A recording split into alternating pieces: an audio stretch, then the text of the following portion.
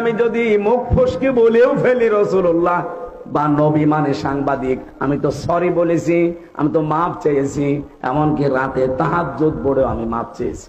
আমি আশা করছি আমার আল্লাহ আমাকে মাফ করে দেবে। কিন্তু আপনি কাফের বলে কি করলেন? আমার মনের অবস্থা আপনি জানেন না।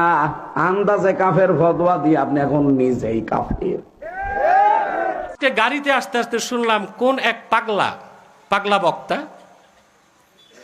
সে বলছে নবী অর্থ সাংবাদিক।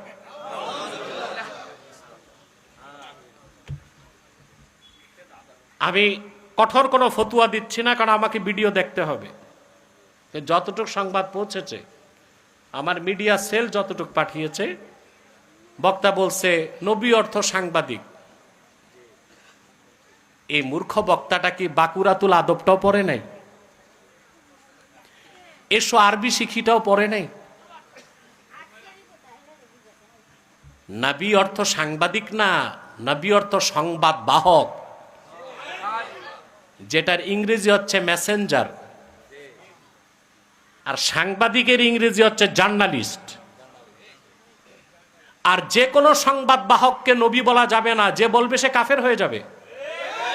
আল্লাহর পক্ষ থেকে যারা সংবাদ বহন করে উম্মতের কাছে আনতেন, তাদেরকে বলা হতো নবী। আর সাংবাদিক হচ্ছে সত্য মিথ্যা কিছু বুঝে না, সংবাদ পাইলো প্রচার করলো। কোন অর্থ, কোন শব্দের কি অর্থ, এতটুক জ্ঞান নাই।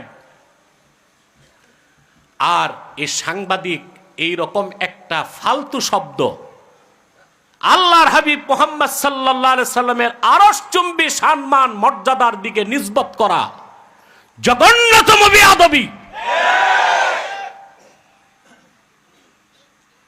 তার তওবা করা উচিত, বক্তব্য প্রত্যাহার করা উচিত।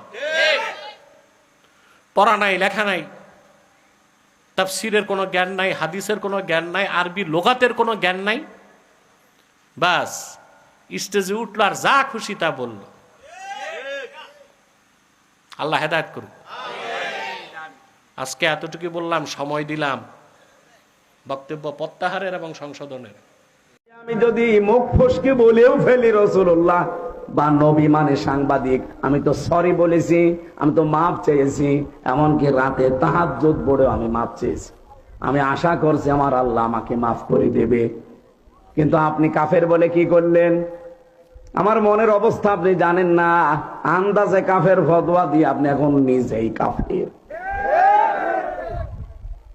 আজকে ফেসবুকে একজন লিখেছে অমক পীর সাহেব কাফের, আসলেও কাফের। এত ফতোয়া আসে আপনার ফতোয়া তো হাসিনার বিরুদ্ধে শুনি না, আপনার ফতোয়া ডক্টর জাফর ইকবালের বিরুদ্ধে শুনি না, আপনার বিরুদ্ধে ফতোয়া তো ওবায়দুল কাদেরের বিরুদ্ধে শুনি না, আপনার ফতোয়া শাইন চাকলাদারের বিরুদ্ধে শুনি না। আপনার যত ফতোয়া সব আমির হামজা আর মিজানুর রহমান আজহারির বিরুদ্ধে।